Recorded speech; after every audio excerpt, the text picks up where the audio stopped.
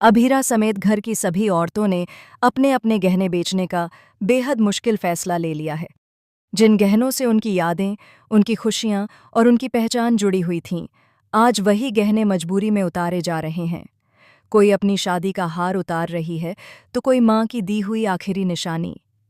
हर गहने के साथ उनकी आंखों से आंसू छलक रहे हैं, लेकिन परिवार को बचाने के लिए सभी अपने दर्द को दिल में दबाए हुए हैं। दूसरी तरफ संजय का सब्र पूरी तरह टूट चुका है। गुस्से, शर्म और दर्द से भरे हुए संजय आखिरकार कृष को घर से बाहर निकाल देते हैं। जी हाँ दोस्तों, स्टार प्लस के पॉपुलर सीरियल ये रिश्ता क्या कहलाता है में इस वक्त ड्रामा अपने चरम पर पहुंच चुका है और हर आने वाला एपिसोड पहले से कहीं ज़्यादा इमोशनल और शॉकिंग होने वाला है।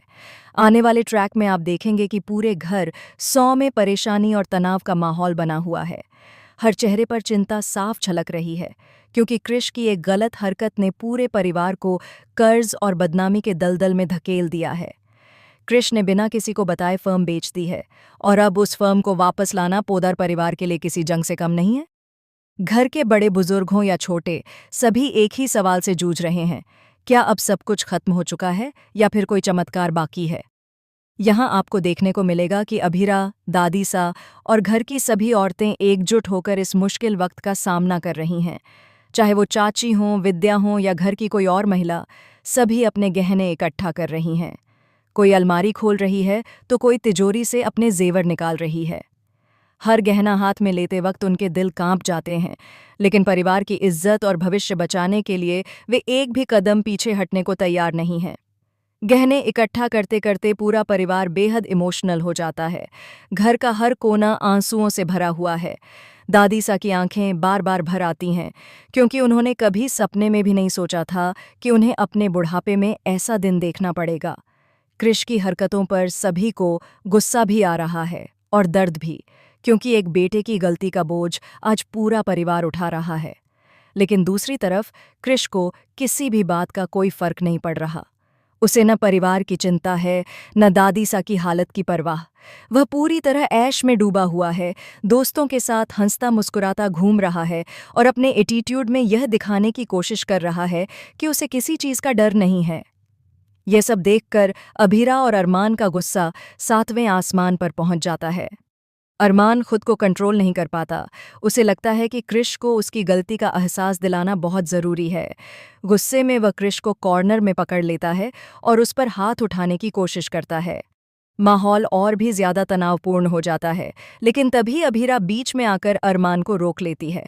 अभीरा समझती है कि हिंसा से कोई हल नहीं निकलेगा, लेकिन इसके बावजूद कृष के चेहरे पर न शर्म है न पछतावा। वहीं कहानी के दूसरे हिस्से में संजय का दर्द फूट पड़ता है। एक पिता होने के नाते उन्होंने हमेशा कृष को संभालने की कोशिश की, लेकिन अब उनका सब्र जवाब दे देता है। गुस्से में आकर संजय कृष को धक्के मारकर घर से बाहर निकाल देते हैं। इसके बावजूद भी कृष को अपनी गलती का कोई एहसास नहीं होता। न उसके दिल में गिल्ट है, न ही किसी तरह का पछतावा। कृष उल्टा संजय से बदतमीजी करता है और कहता है कि अगर आपने मुझ पर दोबारा हाथ उठाया तो मैं यह भूल जाऊंगा कि आप मेरे पिता हैं।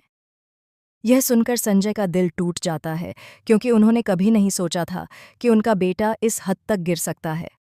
अब आने वाले ट्रैक में यह देखना बेहद दिलचस्प होने वाला है कि अरमान और अभीरा पूरे परिवार के साथ मिलकर फर्म को किस तरह वापस लाने की कोशिश करते हैं। क्या वे अपने बलिदानों से फर्म को वापस खरीद पाएंगे या फिर उनकी सारी मेहनत बेकार चली जाएगी। अगर फर्म वापस नहीं आती तो पोदार परिवार की हालत क्या होगी। क्या उन्हें अपना घर छोड़ना पड़ेगा? क्या वे सड़क पर आने को मजबूर हो जाएंगे या फिर कहानी में कोई बड़ा और चौंकाने वाला ट्विस्ट आएगा। साथ ही दादीसा की हालत लगातार चिंता का विषय बनी हुई है। वह गहरे सदमे में हैं, बेहद स्ट्रेस्ड हैं और उन्हें कुछ भी समझ में नहीं आ रहा। उनकी हालत दिन ब दिन बिगड़ती जा रही है।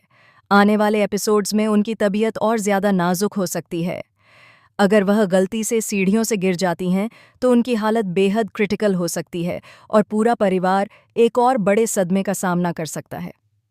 अब यह देखना वाकई इंटरेस्टिंग होगा कि अरमान और अभीरा किस तरह इस तूफान का सामना करते हैं, अपने परिवार को टूटने से बचाते हैं और हर मुश्किल से लड़कर बाहर निकलने की कोशिश करते हैं।